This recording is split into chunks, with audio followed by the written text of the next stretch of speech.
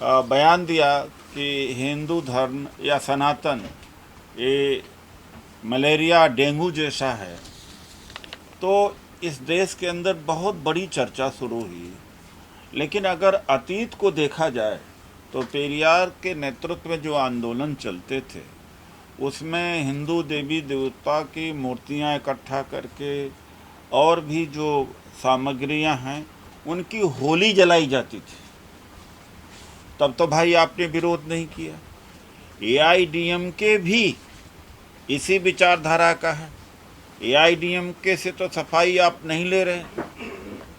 अब उदयनिधि स्टालिन ने जो बोला भी है ये द्रविडियन कल्चर का हिस्सा है। आप डीएमके से दो दो हाथ करिए, बजाय कि आप पूरे देश के अंदर माहौल ख़राब करने का कोशिश कर रहे हैं कि हिंदू धर्म नष्ट हो रहा है। भाई या सनातन, एक तरफ ये कहते हैं कि सनातन आदि और अनंत है, शाश्वत है, तो भाई शब्दों से क्या सनातन मिट जाए, सनातन खत्म हो जाएगा?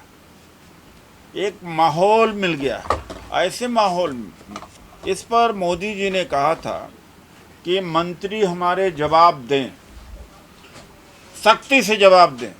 तो मैंने स्वीकार किया चुनौती कि हम सख्ती से संवाद करने को तैयार हैं। फौरन प्रधानमंत्री जी को पत्र लिखा। हमने कहा कि सनातन पर बहस करने के लिए हम तैयार हैं। ये 52% जो पिछड़ों को आरक्षण मिला था, जिसका विरोध आरएसएस बीजेपी में किया था, ये क्या सनातनी नहीं है? और जब अखिलेश यादव की कोठी का गंगा जल से पवित्र किया जाता है तो सनातनी नहीं है? और रामनाथ कोविंद जी और द्रौपदी मुर्मू जी का जब पुरी के मंदिर में अपमान होता है तो क्या सनातनी नहीं है? जो आरक्षण का विरोध क्या ईसाई मुसलमान करते हैं? ये दुर्भाग्य की बात है कि मंडल के विरोध में कमंडल निकला। बाद में कमंडल में मंडल काफ़ी हद तक अंदर आ गया। अब मंडल को कमंडल से निकालना है। आप लोग मंडल से को कमंडल से निकालने की कोशिश कर रहे हैं और निकल भी रहा है। तो ये आज की स्थिति है कि सनातन पर बहस करिए। बाबा साहब डॉक्टर अम्बेडकर ने जाति उच्छेद में कहा था उन्होंने कि वेदों शास्त्रों को बिना डायनामाइट उड़ाए आप जाति को समाप्त नहीं कर सकते। इस पर बहस करिए मोदी जी, इस पर आरएसएस बीजेपी करे, क्योंकि बाबा साहब का तो मानते हैं वो लोग। बाबा साहब ने यह भी कहा था कि हिंदू बीमार है और ये जो बीमार दूसरे को बीमार कर सकता है, कभी सुखहाल या खुशहाल समाज का निर्माण नहीं करने देता है। तो ये भी संदर्भ लिया जाए। तो सनातन धर्म के ऊपर हम चर्चा करने के लिए तैयार हैं कि जाति सनातन धर्म में कहाँ है। मुझे तो लगता है इसमें कोई कहने की बात नहीं कि जाति सनातन धर्म की आत्मा है। आत्मा निकाल दीजिए, ख़त्म। तो जाति जब तक है तब तक भेदभाव, छुआछूत, शोषण तो होता रहेगा।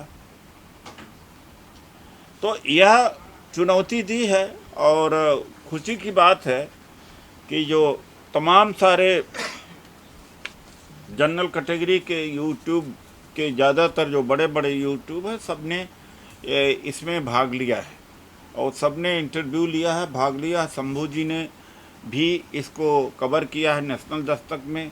मैं तो गजेंद्र जी आप लोगों को भी खोज रहा था कि जो और चैनल हैं, जनरल चैनल हैं, ज़्यादातर यूट्यूब वाले हैं, कवर कर चुके।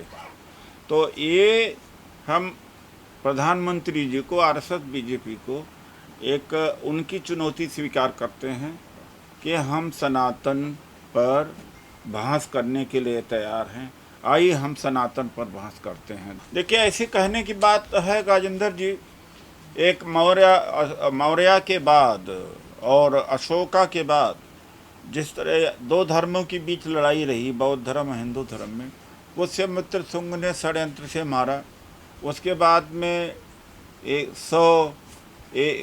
बौद्ध भिक्षु का सिर लाओ 100 दिनार ले जाओ, काफ़ी दिनों तक चला। मान लेता हूँ कभी तो ये सनातन धर्म वहाँ कंबोडिया तक था। अगर हिंदू धर्म का सबसे बड़ा मंदिर तो कंबोडिया में है, आज के दिन में भी सबसे बड़ा मंदिर है अंकुर वाट। और ये सिंध तक भी था, जहाँ आज इस्लाम है वहाँ बौद्ध धर्म और सिंध दोनों, बौद्ध धर्म और हिंदू धर्म दोनों था। तो भाई यहीं से निकल कर के तो आज 14-15% मुसलमान हो गए हैं, यहीं से निकल के 3% 4% ईसाई हो गए हैं, यहीं से निकल के 2% 3% सिख हो गए हैं, यहीं से निकल के करीब 1% 1.5% बौद्ध हो गए हैं। तो जब ख़त्म होने वाला नहीं तो डर किस बात का है, शब्दों से ही डर जाते हैं। देखिए ऐसा है कि मायावती जी, आप समझते हैं मायावती जी जुबान खोल सकती हैं। मायावती जी ने 2022 के उत्तर प्रदेश के चुनाव में कहा कि समाजवादी पार्टी न जीते चाहे बीजेपी और जीत जाए। और जब नया संसद का उद्घाटन पूरा मंत्रों और सब पूजा से शुरू हुआ, मायावती जी ने समर्थन दिया था और बधाई दी थी। वो कहाँ से, उनका क्या लेना देना पेरियार के आंदोलन से, अम्बेडकर के आंदोलन से? वो जुबान खोल सकते हैं, वो तो आप रूल आउट कर दीजिए। लेकिन हाँ, अब किसका नेतृत्व की बात नहीं है, लेकिन हमारा एक कर्तव्य है कि उस सनातन का जो डिबेट है उसके माध्यम से हम जाने उनसे, उनकी चुनौती को स्वीकार करें। सरकार बदलनी पड़ेगी, बस और कुछ। सर दूसरी बात, ये जो आप रैली कर रहे हैं 5 तारीख को, इसमें क्या लगता है कितनी संख्या में लोग उपस्थित? आह्वान है, आपसे भी सहयोग है और उम्मीद है कि लाखों लोग आएंगे। ये बताइए कि G20 में इतना सारा रेहड़ी पटरी वालों को हटा दिया गया, लॉकडाउन की स्थिति थी और इतने घर तोड़े गए हैं, इस पर आप लोगों ने कोई आवाज़ उठाई? वो लोग भी तो भैया ऐसा है कि जनता इस देश में धर्मांधता के नशे में है, महंगाई इतनी बड़ी है, पार्टियों की हालत है कि पार्टियां अपना पैसा खर्च करके जनता की समस्याओं को जनता को लेके आते हैं। क्या इनको नहीं होना चाहिए? ये प्रताड़ित हो रहे हैं, सुनिए भाई, एक कड़ा संदेश जनता को देना चाहिए कि 5 किलो राशन पर मस्त हो, तुम साथ नहीं दोगे तो तुम्हारे बच्चे पढ़ नहीं पाएंगे, स्वास्थ्य ठीक नहीं होगा, देश की अर्थव्यवस्था ठीक नहीं होगी। हम कितना करें? मीडिया हमारा साथ, मेन स्ट्रीम मीडिया साथ नहीं, आप सहारा में। उनके पास पैसे का, पुलिस का सारा तंत्र है। हमारा प्रयास में कोई कमी नहीं है, लेकिन जनता को भी तो जगाना पड़ेगा। क्या ये जो घर टूटे हैं लोगों के, जो रेहड़ी पटरी वालों को नुकसान हुआ है, उन पर कुछ आप लोग? वो कोई दिखाई पड़ रहा है? वो तो कहेंगे, वो भी मोदी भक्त बन जाते हैं। बहुत प्रोटेस्ट उन्होंने किया। अरे ऐसा हम भी जानते हैं कितना। मैं कल आ रहा था, कई लोगों से पूछा ये सारा चीज़ हमने। तो ये जनता को भी सोचना पड़ेगा कि हमारे साथ इतना अन्याय हो रहा है, जनता भी तो निकले। तो विपक्ष की भूमिका क्या होगी फिर, ये बताइए ना। अरे भाई, विपक्ष की भूमिका देखिए, ऐसा होता है कि नेहरू जी चाहते तो एक पार्टी सिस्टम होता, उस समय वो स्ट्रेचर था। जो सत्ता पक्ष सारी एजेंसियों को दुरुपयोग करने लगे और सबको जेल में डालने लगे, और जनता इधर राम मंदिर में मस्त है, सनातन में मस्त है। लोगों को जनता कहा जा रहा है क्या ज़रूरत है इस ज़िंदगी को जीने के लिए, तुम्हारा धर्म ही भ्रष्ट हो रहा है। अरे तुम क्या कर रहे हो? यह भी एक स्थिति है। हम विकट परिस्थिति से चल रहे हैं, हम लोग प्रयास करते हैं, ऐसी बात नहीं है। उत्तराजी G20 के बीच में घोषी उपचुनाव का परिणाम भी आ गया, इसमें क्या प्रतिक्रिया होगी आपकी?